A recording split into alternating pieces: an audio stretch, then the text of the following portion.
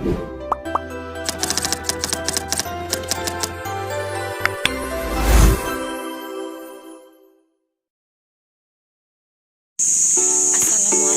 warahmatullahi wabarakatuh.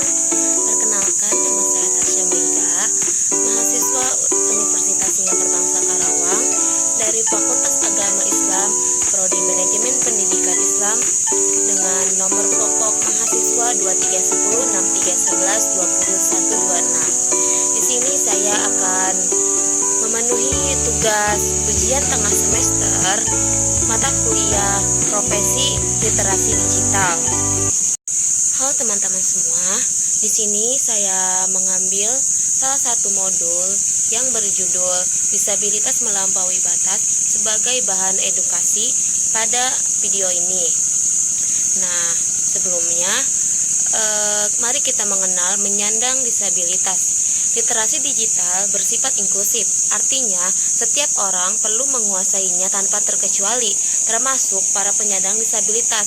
Kawan-kawan disabilitas punya hak yang sama untuk dapat menguasai teknologi digital ini.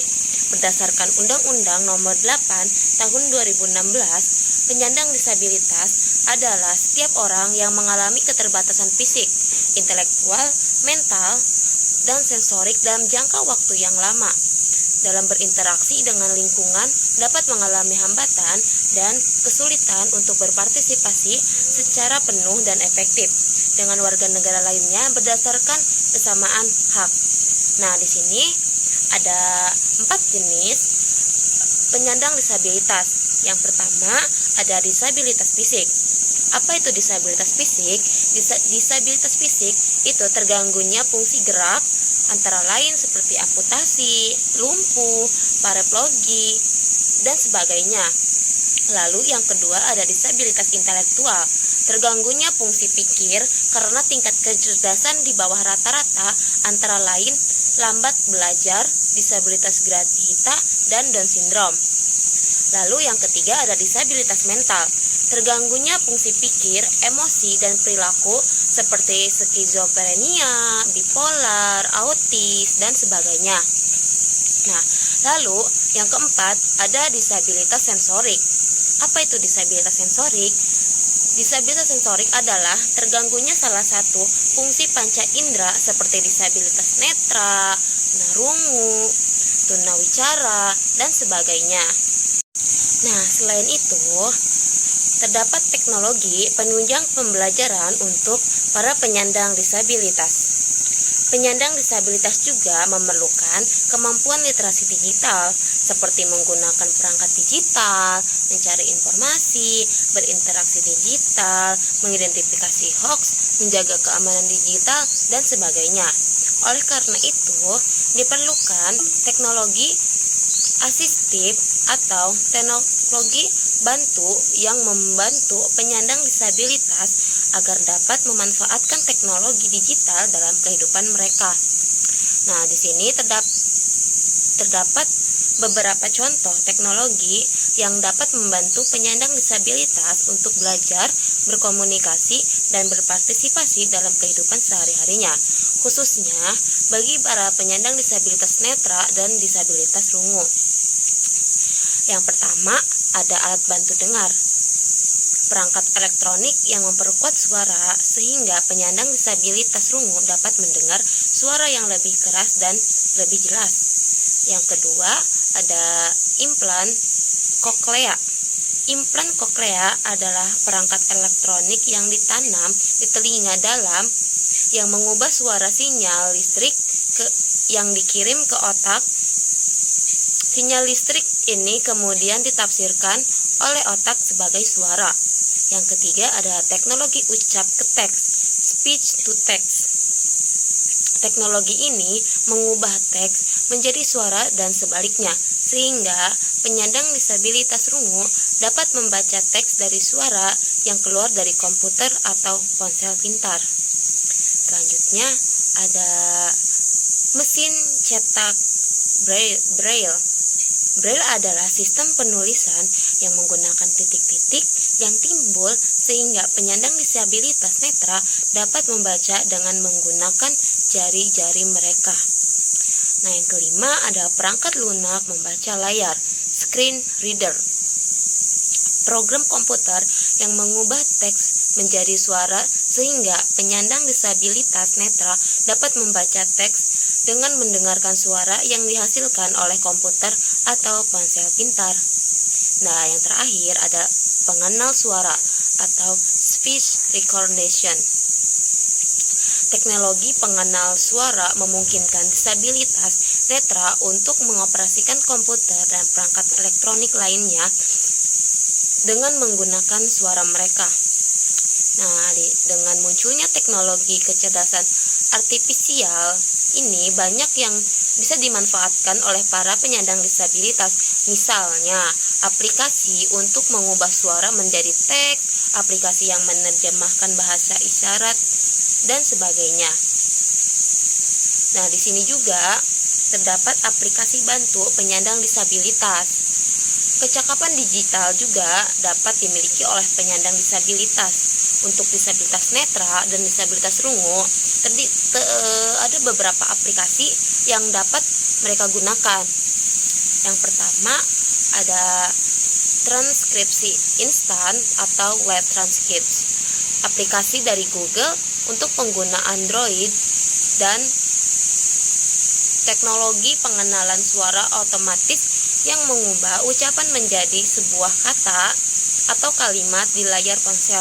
Fitur ini berfungsi untuk mendapatkan transkrip percakapan secara langsung real time sehingga memudahkan orang dengan menggunakan pendengaran untuk berkomunikasi.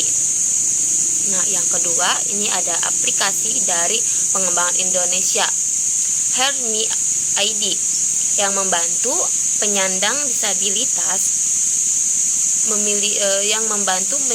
penyandang disabilitas rungu memiliki fitur penerjemahan suara ataupun tulisan menjadi bahasa isyarat dalam bentuk 3D animasi, mengidentifikasi suara menjadi tulisan secara real time, dan fitur belajar bahasa isyarat dengan berbagai kategori yang ditampilkan dalam animasi 3D. Selanjutnya ada JAWS atau Job Access with Speech, merupakan pembaca layar screen reader di perangkat komputer yang populer, dikembangkan untuk pengguna komputer yang kehilangan penglihatannya sehingga tidak dapat melihat konten layar atau bernavigasi dengan mouse. JAWS akan membacakan apa yang muncul di layar komputer. Kita juga dapat menavigasi internet, menulis dokumen, membaca email, dan membuat presentasi dan lain hal sebagainya. Selanjutnya ada NVDA atau Non-Visual Desktop Access, merupakan pembaca layar yang memungkinkan penyandang disabilitas netra dan gangguan penglihatan untuk menggunakan sistem operasi Windows secara mandiri. Ia membaca teks layar dengan suara terkomputerisasi kursor area. Kita dapat mengontrol apa yang dibacakan dengan menggerakkan kursor area teks yang relevan dengan mouse atau panah pada keyboard. Nah, selanjutnya ada Talkback. Talkback adalah layanan yang sudah tertanam dalam sistem operasi Android yang membantu penyandang disabilitas netra untuk berinteraksi dengan ponsel mereka menggunakan kata-kata yang diucapkan, getaran, dan umpan balik. Umpan balik suara lainnya untuk memungkinkan pengguna mengetahui apa yang terjadi di layar sehingga memungkinkan pengguna berinteraksi lebih baik dengan perangkat mereka. Nah, setelah kita mengetahui beberapa teknologi bagi para penyandang disabilitas, kita juga di sini harus tahu nih tentang siberkreasi, visi dan misi siberkreasi. Nah, di sini ada visi siberkreasi. Masyarakat Indonesia yang berdaya dan berkemampuan literasi digital sebagai pilar pembangunan berkelanjutan, serta menjadi bagian dari masyarakat global yang berdaulat secara digital. Misi dari siberkreasi. Yang pertama, merawat nilai-nilai toleransi, inklusif, dan kebinekaan Indonesia melalui ragam kanal digital yang bersinergi dengan pemangku kepentingan majemuk.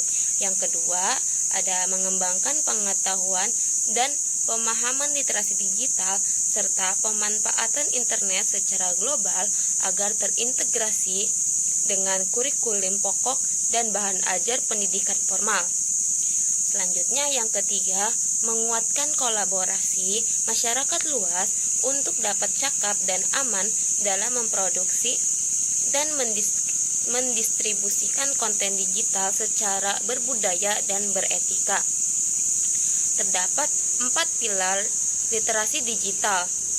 Ada cakap digital, aman digital, budaya digital, dan etika digital.